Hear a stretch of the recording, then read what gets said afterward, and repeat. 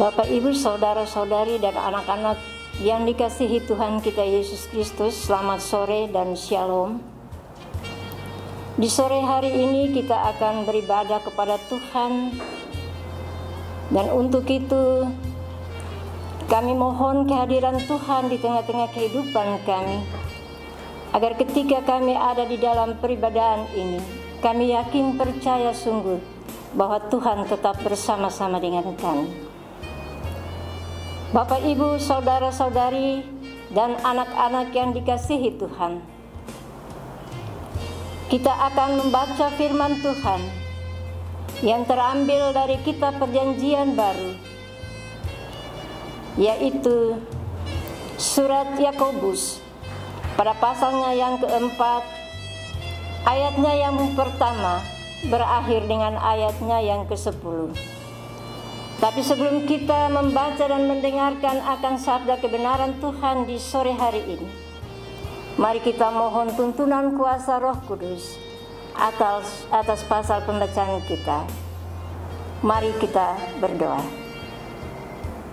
Ya Allah, dalam Yesus Kristus Tuhan kami bersyukur kepadamu ya Allah, karena Tuhan boleh berikan waktu dan kesempatan bagi kami. Walaupun kami masih ada di dalam pandemi COVID-19 ini Bapa, namun Tuhan memperkenankan kami lagi untuk kami dapat beribadah kepadamu Tuhan di rumah-rumah tangga kami masing-masing. Untuk itu Bapa di sorga, kami akan membaca dan mendengarkan akan firman ini Bapa. Biarlah Tuhan Yesus mari datang, berkati kami, curahkanlah Roh-Mu yang kudus bagi kami, agar ketika kami membaca dan mendengarkan akan sabda kebenaran ini, biarlah semuanya itu mendatangkan sukacita dalam kehidupan kami. Dalam nama anak-Mu Yesus Kristus firman yang hidup, kami datang dan membawa doa ini kepada Bapa di sorga. Amin. Pembacaan firman Tuhan yang terambil di saat ini adalah Yakobus pada pasalnya yang keempat. Ayatnya yang pertama berakhir dengan ayatnya yang ke-10 yang diberi judul Hawa Nafsu dan Persahabatan dengan Dunia. Dari manakah datangnya sengketa dan pertengkaran di antara kamu? Bukankah datangnya dari hawa nafsumu yang saling berjuang di dalam tubuhmu? Kamu mengingini sesuatu, tetapi kamu tidak memperolehnya. Lalu kamu membunuh, kamu iri hati, tetapi kamu tidak mencapai tujuanmu. Lalu kamu bertengkar dan kamu berkelahi, kamu tidak memperoleh apa-apa. Karena kamu tidak berdoa, atau kamu tidak berdoa juga, tetapi kamu tidak menerima apa-apa, karena kamu salah berdoa. Sebab yang kamu minta itu hendak kamu habiskan untuk memuaskan hawa nafsu. Hai kamu, orang-orang yang tidak setia, tidakkah kamu tahu bahwa persahabatan dengan dunia adalah permusuhan dengan Allah? Jadi barang siapa hendak menjadi sahabat dunia ini, ia menjadikan dirinya musuh Allah. Janganlah kamu menyangka bahwa kitab suci tanpa alasan berkata, roh yang ditempatkan Allah di dalam diri kita diingininya dengan cemburu. Tetapi kasih karunia yang dianugerahkannya kepada kita lebih besar daripada itu. Karena itu ia katakan, Allah menentang orang yang congkak, tetapi mengasihani orang yang rendah hati. Karena itu tunduklah kepada Allah dan lawanlah iblis, maka ia akan lari dari kamu. Mendekatlah kepada Allah dan ia akan mendekat kepadamu. Tahirkanlah tanganmu, hai kamu orang-orang berdosa, dan sucikanlah hatimu, hai kamu yang mendua hati. Sadarilah kemalanganmu, berdukacitalah dan merataplah. Hendaklah tertawamu kamu ganti dengan ratap, dan sukacita dengan dukacita. Tuhan, rendahkanlah dirimu di hadapan Tuhan, dan Ia akan meninggikan kamu.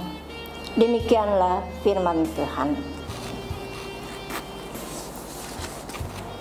Bapak, Ibu, saudara-saudari yang dikasihi dan diberkati Tuhan kita Yesus Kristus, perikop pembacaan kita di saat ini yang terdapat dalam Kitab Perjanjian Baru, yaitu surat Yakobus pasal 4 ayatnya yang pertama berakhir dengan ayatnya yang ke-10, yang menceritakan tentang nasihat-nasihat ketika Yakobus ada dalam kondisi bersama jemaat dan juga sesamanya, bahwa rupanya Yakobus ada dalam pertengkaran yang oleh karena orang-orang itu sendiri yang mau untuk mencari keuntungan diri sendiri, dan juga mau untuk memuaskan hawa nafsu mereka. Dan untuk itu Yakobus menjelaskan bahwa bagaimana mereka mampu untuk mengalahkan hawa nafsu mereka.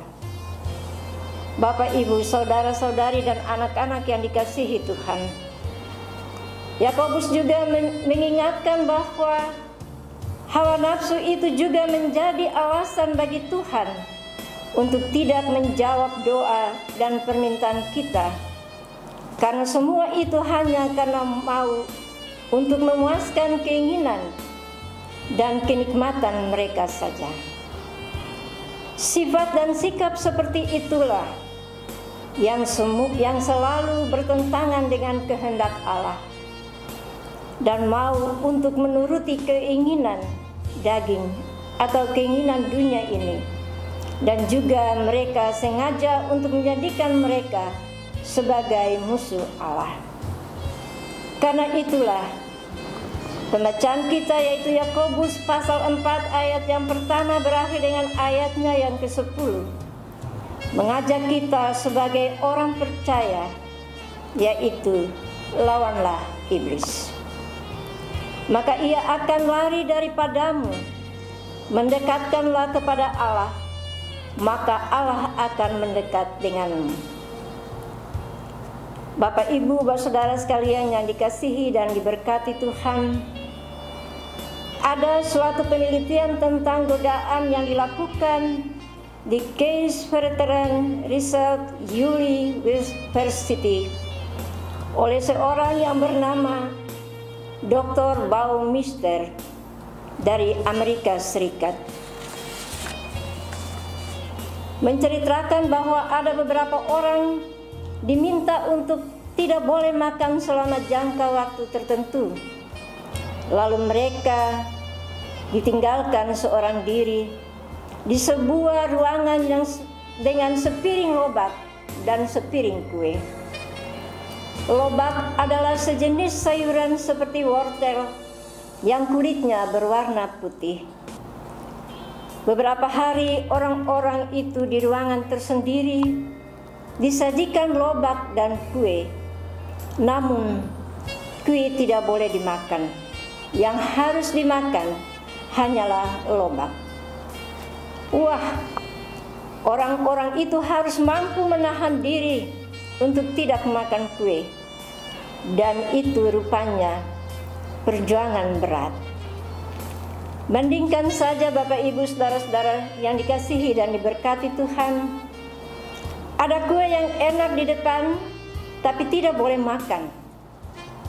Bisakah kita bertahan hanya makan lobak dan sepiring kue dikembalikan dalam beberapa jam? Inilah godaan yang mengakibatkan manusia sulit untuk melakukan perintah, dan tugas-tugas yang membutuhkan kemampuan berpikir. Berani makan kue, Anda melawan perintah. Kalau makan lobak, Anda bebas. Bapak, Ibu, saudara sekalian yang dikasihi dan diberkati Tuhan. Dengan cara inilah yang mestinya kita harus ikut dan dalam perintah itu. Kita tidak tahu bahwa ketika kita memilih kue atau lobak itu adalah satu godaan dan tantangan bagi kita ketika kita akan makan daripadanya. Kalau kita makan kue sepiring dan juga lobak sepiring, tidak mungkin kita bisa kenyang dalam jangka waktu beberapa hari. Dan itu adalah godaan yang akan merupakan tantangan.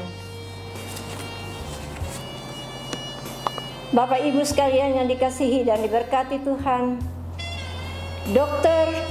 Baumeister yang memimpin penelitian itu menyimpulkan bahwa penguasaan diri adalah suatu yang bisa habis dan harus diisi ulang sebelum dapat digunakan lagi. Godaan merupakan dorongan yang kuat untuk melakukan sesuatu, walaupun kita tahu hal itu salah, yang selalu mengganggu kita semua. Jadi godaan bisa berupa kejahatan yang mengerikan atau berupa sesuatu yang biasanya cenderung kita maklumi, misalnya ketidaksabaran, kesombongan, gosip, atau atas godaan bukan sekedar masalah, keteguhan hati, tapi juga penguasaan diri. Maka penguasaan diri adalah buah roh oleh karena roh manusiawi yang kita lemah harus berseru memohon kekuatan Roh Kudus. Dan hanya satu cara untuk mengalahkan godaan atau tantangan, yaitu kita harus selalu dan terus-menerus mengandalkan pertolongan Allah.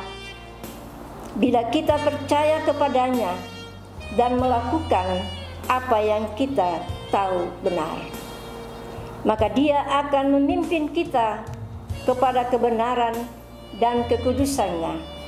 Untuk itu, setiap godaan dan tantangan hidup ini adalah kesempatan untuk berkata tidak kepada dosa dan ya kepada Tuhan. Amin. Semoga pemberitaan firman ini mau menggugah hati dan pikiran kita masing-masing, agar jangan ada tantangan di dalam kehidupan kita, tetapi kita selalu pasrah kepada Tuhan dan meminta kepada Tuhan bahwa Tuhan adalah satu-satunya pengharapan bagi kehidupan kami. Tuhan Yesus memberkati kita semua.